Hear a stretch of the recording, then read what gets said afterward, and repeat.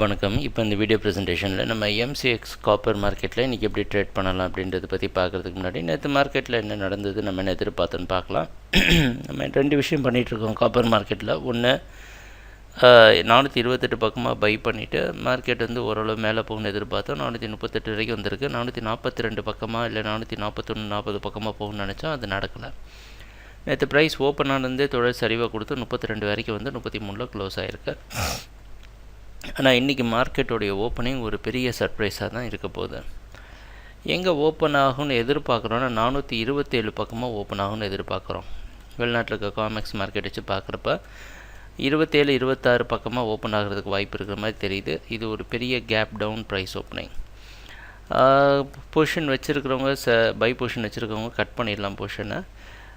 மறுபடியும் 422 பக்கமாக வரப்போ ஓரளவு மார்க்கெட்டில் பை பண்ண முயற்சி செய்யலாம். முயற்சி செஞ்சுட்டு ஒரு கன்சால்டேஷனுக்காக வெயிட் பண்ணலாம். மார்க்கெட்டோட ட்ரெண்டு ஓரளவு இங்கே நிற்கும்னு எதிர்பார்த்தோம். அதே மாதிரி ஒரு டெம்பரரி ஸ்டாப் கொடுத்தது ஒரு 2 நாளைக்கு. அதுலேயும் ஓரளவு ப்ராஃபிட்டில் இருந்திருந்தால் கூட நம்மளால் அதை தக்க வைக்க முடியல. மறுபடியும் 422 பக்கமாக எப்படி மார்க்கெட் ரியாக்ட் ஆகுது அப்படின்றத பார்த்துட்டு தான் நம்ம முடிவெடுக்க முடியும். நம்மளுடைய அடுத்த பையிங் ஏரியா அப்படின்னா 422 எக்ஸாக்டாக 23-22 பக்கமாக பை பண்ணிட்டு 20.5 ஸ்டாப் லாஸ் வச்சு ட்ரேட் பண்ணுவோம். ஏன்னா இந்த இடத்துல நம்ம எந்த என்ட்ரி எடுக்கலை, சரிங்களா?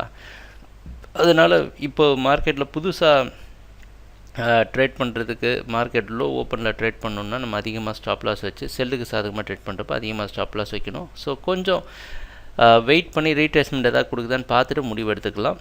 எங்கள் வீடியோ ப்ரெசன்டேஷனை பார்த்துட்டு வந்ததுக்கு நன்றி, வணக்கம்.